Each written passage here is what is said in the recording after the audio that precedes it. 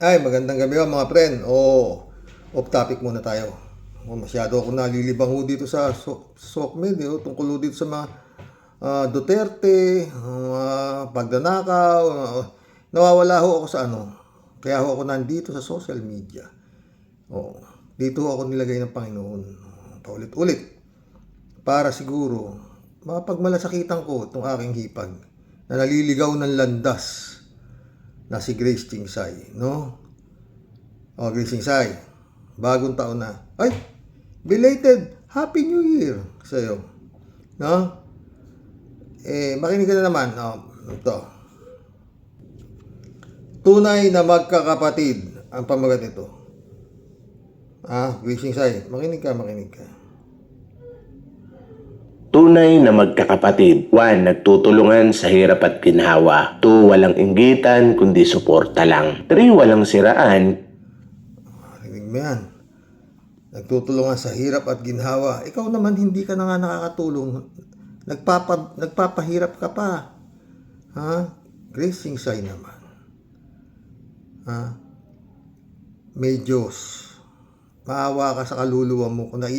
Kung naniniwala ka pa sa Diyos, paulit-ulit ako, Grace Chingsay. Umalis ka na riyan sa demonyong lumulukob sa iyo, no? Tuloy natin.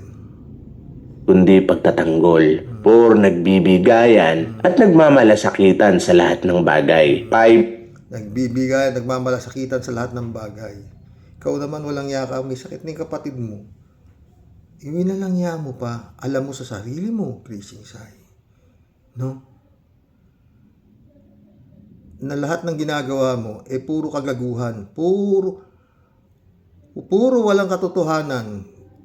Yan deed of donation na pinagawa mo sa ilalim ng puno ng akasya, pinalabas mo riyan kung gaano katatado, katanga yung mga gulang mo. Kabobo. Meron bang magulang na idodonate lahat ng ari-arian sa isang anak? Walang ganun. Walang ganun. Sa pinakamayaman at walang asawa, walang anak. Sa'yo idodonate lahat. Paulit-ulit. Ito nga ari-arian ng magulang ko na naiwan sa aming magkapatid. Hindi ko pa naisip yung ginawa mo. Tuloy natin. Walang matagalang tampuhan, laging may kapatawaran. 6. At higit. Walang matagalang tampuhan. Ikaw anak ng putang ina. Aga-anim na taon mo nang winawalang niya yung kapatid mo. Nang wala, paulit-ulit, Grace Chingsay. Magbigay ka ng isang kasalanan sa iyo bilang kapatid niya. Sa iyo na yan lahat.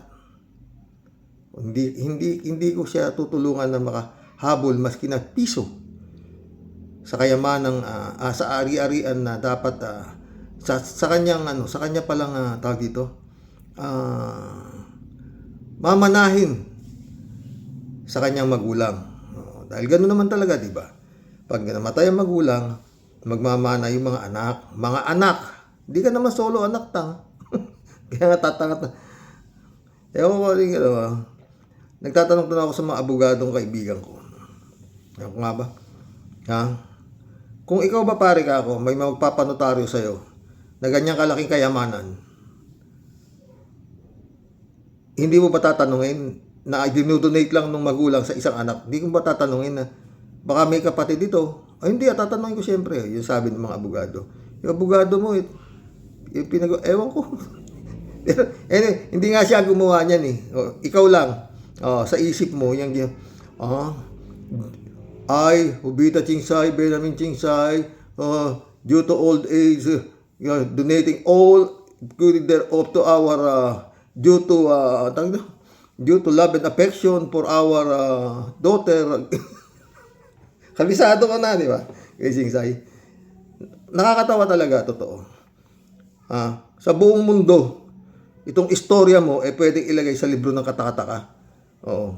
Yung magulang, hindi na lang pwede. Batas nga yan, Grace Chingsay. Ewan ko pa paano nangyari. At na-dismiss nga dito. Pero anyway, nag-file naman kami na appeal. May pera Maski paano may pera pa, no? At mangyayari. Pero, ikaw ang nakakaalam Ikaw ang nakakaalam sa kahayupang ginagawa mo, sa kademonyo ang ginagawa mo, sa kapatid mo. At, hindi lang sa kapatid mo, pati sa magulang mo pa. Di ba? Pineke mo yung pirma ng tatay mo para mapaburan yung pamilya nung kapatid mong sirari ng ulo. Ewan ko sa'yo, Gracie Sai. Ano? Nirespeto ka ba ng mga anak ni Boy Chingsay? Lalo yung pinakamatalino. Oh. Di ba? Ayaw mo doon sa mga pangasawa niya. Oh. Sinunod ka ba? Dapat susundin ka na nun eh. Dahil lintik ang binigay mong biyaya sa mga yan, ba? Oh. Diba? Halos, alam ko eh, kayo na nagpaaral dyan eh. Sa lahat ng anak niyan eh. Oo, dahil umalis ako pupunta sa Saudi, wala na yan eh. Oo, diba? At yun nga, come to the point, na kami pa, si Bompim pa, ito kapatid mo to, na napakabuting tao, napakabuting kapatid. Hindi kayo pinabayaan nung panahong walang-wala kayo. Oh, alam mo yan, Bichi? Oh, naging takbuhan niyo siya. Wala kayong collateral, wala kayong interest, lahat. Napakabuti niya. Oh. Tuloy natin ito, guys. Isa maganda to. Sa lahat, nagmamahala ng tapat at totoo. Kapatid na hindi ka iiwan kahit. Oh. Nagmamahala ng tapat at totoo. Oh, ikaw anong ginawa mo sa kapatid mo? Minahal kayo. Tapos winalangya mo. Oh. Hindi na kita mumurahin. Oo. Ha?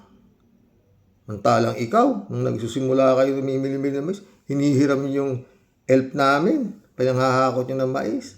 Halos gabi-gabi, pagdating ko, wala na. Wala naman kayo eh. Nag-umpisa nga lang kayo sa baba. Binuenas kayo. Yun lang yun. Oh, di ba? Tsaka yun nga, sobra kayong matipid. Oh, eh. Kasi ako hindi. Lalo-lalo sa pagkain, hindi. Alam mo yan, Bichi. Oh. At alam niyo rin naman lahat yan. No? Na pagdating sa pagkain, ako eh, hindi ko tinitipid yan. Magtitipid akong bumili ng brief, pero yung kakain, hindi. Hanggang kaya kong kumain na masarap kasi minsan ka lang mabuhay sa mundo, Gracie Sai. Hindi pwede yung mga katwiran na mas parehas lang yung pag ibinawel mo, parehas lang yung pizza pie at saka yung monay. Ha? Iba yung lasa. Tuloy. Anong mangyari? Ganito ba kayo ng mga kapatid mo? Tunay na magkakapatid. 1. Nagtutulungan sa hirap at ginhawa. 2. Walang inggitan kundi suporta lang. 3. Walang siraan kundi pagtatanggol. 4. Nagbibigayan at nagmamalasakitan sa lahat ng bagay. 5. Walang matagalang tampuhan, laging may kapatawaran. 6. At higit sa lahat, nagmamahala ng tapat at totoo. Kapatid na hindi ka iiwan kahit anong mangyari. Ganito ba kayo ng mga kapatid mo? Tunay. Sana, ay, mga nakakapanood nito ng mga taga-Itchagi, mga kaibigan ko, mga kaibigan nyo rin niya si Gracie Sai. I-share nyo to sa kanya. Oo. I-share nyo to sa kanya.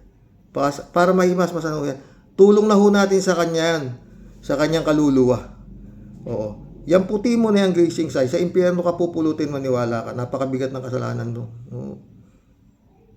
Talo mo pa yung magnakaw ka eh. Oo.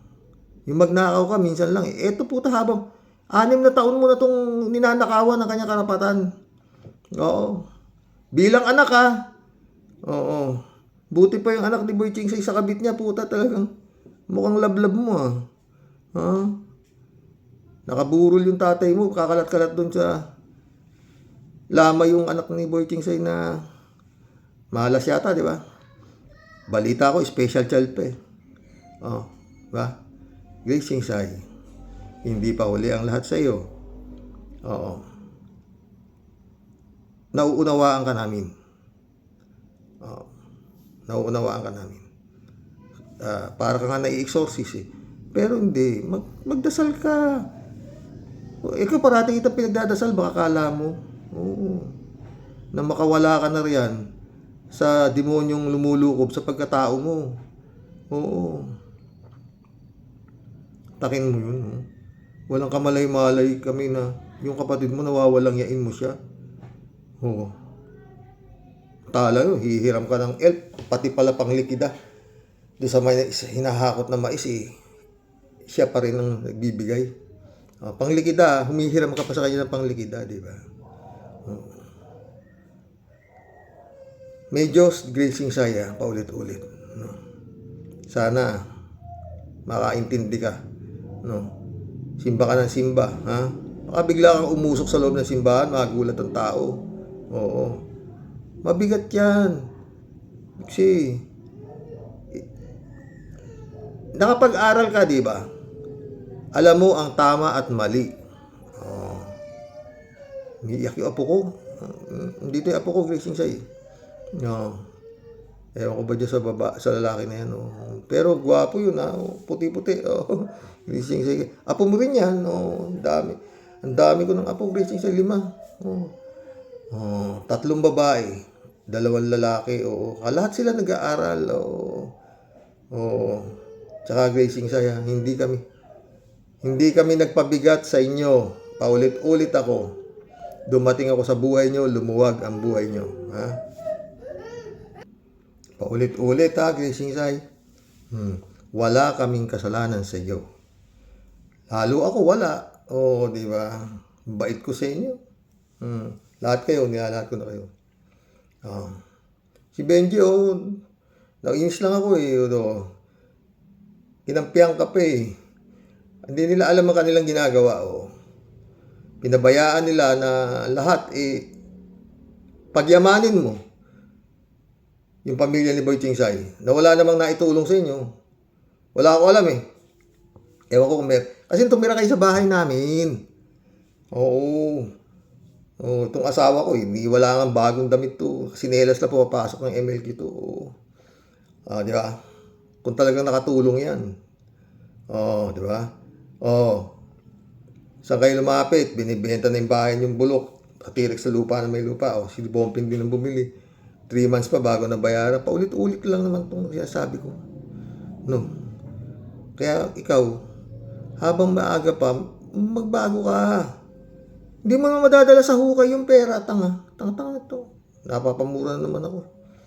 Ayaw mo ba nung yung mga kapatid mo may magagandang buhay? Ang gusto mo lang magandang buhay, yung gusto mong bigyan ng magandang buhay, bugo ka talaga. Hindi ka mabuti na lang at hindi ka, pero mali, no? Kung sa'yo kaya ginawa yan, gusto mo? Nakakausap ko yung anak ni Apel Hernandez. Kwentuhan kami. Sabi niya, Kuya Sani, sabi niya, galing Amerika yun, anak ni Apel. Oo. Yung may-ari nung Waskar doon sa may bandang Tagapan ba yun? Oo. Nagpapahugas ako ng motor. Kaya nandun siya. Nakwentuhan kami. Oo. Bakit sino ba yun? Sabi niya, yung Epe. Gusgusin. Sabi niya, nakita ko nakaupo sa palengke. Oo. Yun. Tignan mo. Hindi naman dapat ganun ang abuti ni Epe. Oo. Kasi hindi naman siya hindi naman siya mali siya, sabi mo may diferensya siya, hindi. Nakakausap ko ng matino eh. Kaya lang yun nga, parang takot eh. Kasi nga yun daw, kinuha mo yung mga anak niya, ikaw daw nagpapakain, mga ganun. Bahala ka na ako sa buhay mo. Yung pinapakain naman sa anak mo, pera mo eh. Marunong naman siya kumuwenta, nagtatricycle siya. Ewan ko sa'yo, casing sa'yo. Pero yun lang. May Diyos. Basa ka pa ng basa ng Biblia. Loko-loko to. Ayusin mo yung buhay mo. Maaring dito sa lupa, nagawa mo yung gusto mo dahil may pera ka. Pagdating sa taas, wala Baka ni sa purgatorio, hindi ka tanggapin. Taki mo, pinarusahan mo yung kapatid mo, walang kasalanan sa'yo. Pinarusahan mo siya. May sakit siya. Maintenance niya. Meron na naman siya panibago. Dagdag na naman yung maintenance niya sa puso. Meron.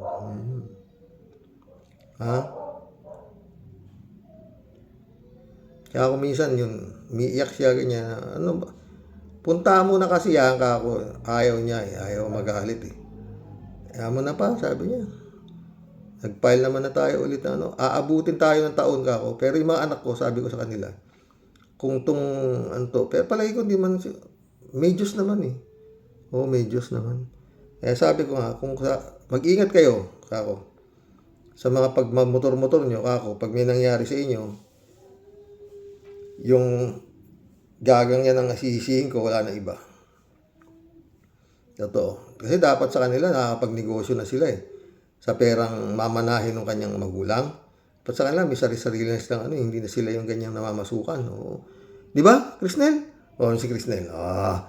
Ganda-ganda hanap buhay ni Crisnel. Pinag-resign mo. Bigyan mo ng grocery saka hardware. Big time ka talaga. Oo. Para kang sugar tita. Oo. Anyway, ayaw mo na.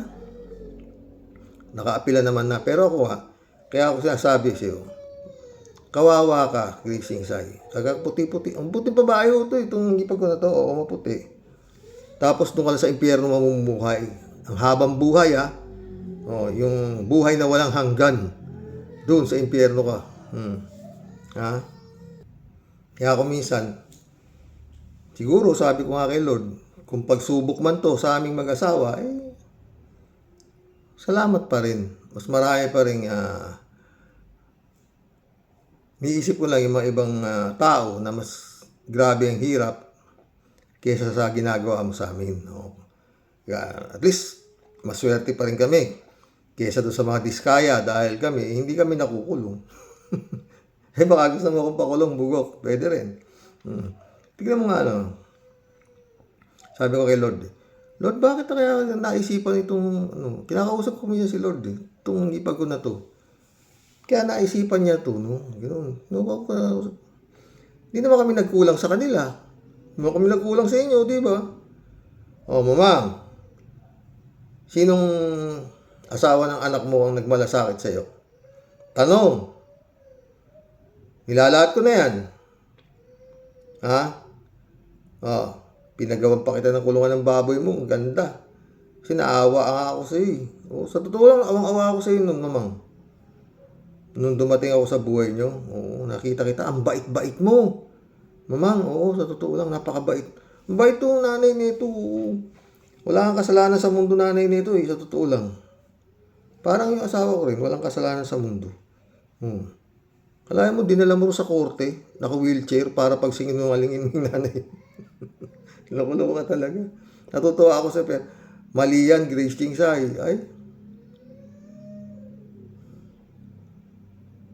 Alam mo ba yung tinatawag na konsensya? Meron ka ba nun? At yun nga paulit-ulit, Ang lapit ng bahay namin sa bahay mo. Ilang hakbang lang. Paano napasok? Paano mo naisip yan? Mabigat yan, hindi. Hindi ko maubos maisip. Paulit-ulit. Hanggang sa huling sandali ng tatay mo. Hindi ako bumitaw Sinagot ko lahat, ang magluluto, kasangkapan, lahat, bago waiter, gamit, lahat, sinagot ko lahat. Pero nagawa mo pa rin yan, Grabe ka. Magdasal ka. Ako, Diyos ko. Alam ba, dinadasal? Paano ka alam sa totoo lang, mga friend, napapasal ako. Paano napasok ng demonyo itong tao na ito? Pinagtatanggol pa kita. Yung chismis na kumakalat sa'yo, halos mapaaway ako sa pagtatanggol sa'yo. Hindi kayang gawin ng hipag ko yan. Mabait yan. Madasalin yan, kako. Pagdidemanda pa kita.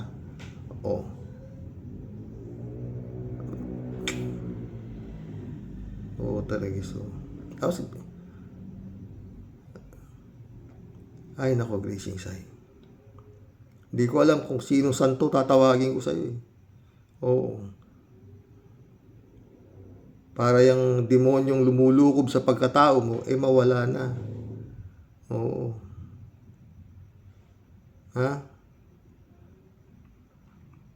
Bitchi, kausapin mo yan. Baka sakaling ikaw, mahimasmasa na rin. Kumampi ka pa dyan. Para ka naman tanga rin. Ikaw ba? May mga anak ka. Papayag mo yung anak mo, idodonate mo lahat yung kayamanan mo kay Crisnel. Ay doon sa, Joseph. Yung mga bae, wala. O, di ba? Mga ganun eh. Nakapag-aral kayo. Para saan yung pinag-aralan nyo kung hindi nyo gagamitin sa katangahan? Oh. Walang ganun. Walang ganung magulang. Maski siguro pinakabobo ng magulang, hindi niya kayang gawin yan. I-donate mo yung ari-arian sa Tsaka ba, hindi nga po pwede. Oo. Ewan ko nga, paano dismiss? Di ba? Pero anyway, ganyan talaga yung korte, di ba? Oo. Oo. Tao lang, kumbaga. Oo. Nagkakamali. Pero akala ko hindi magkakamali. Kasi umpisa pinag-aano niya yun eh. Nagpapatawag siya ng mediation eh para mag-usap-usap na lang kayo magkakapatid dahil alam niya na hindi yan po pwede. Oo, property dispute nga eh. Ang nangyari naman, anak ng pating, yung mga alibay mo na kung ano-anong pinagagawa mo, na ikaw nagbabayad ng amilyar, ikaw ang nakapangalan sa negosyo, ikaw ang bumili ng lahat, sinama mo yung tatay mo dahil maramdamin, tangin ng istorya mo yan, pwedeng ilagay sa Guinness Book of World Record. Ay, sige, direction set. Makahaba na naman itong ano ko. Hindi pa huli ang lahat sa'yo. Hipag. Malaki kasalanan yan. Sa mata ng puong may kapal.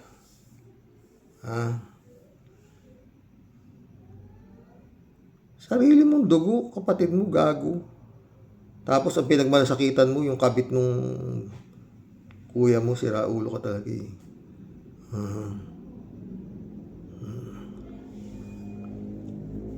Kita ko yung bahay, saka yung loting binili sa Santiago nung kuya mong kupal. Malaki-laki rin Oo. Pinatayuan pa ng bahay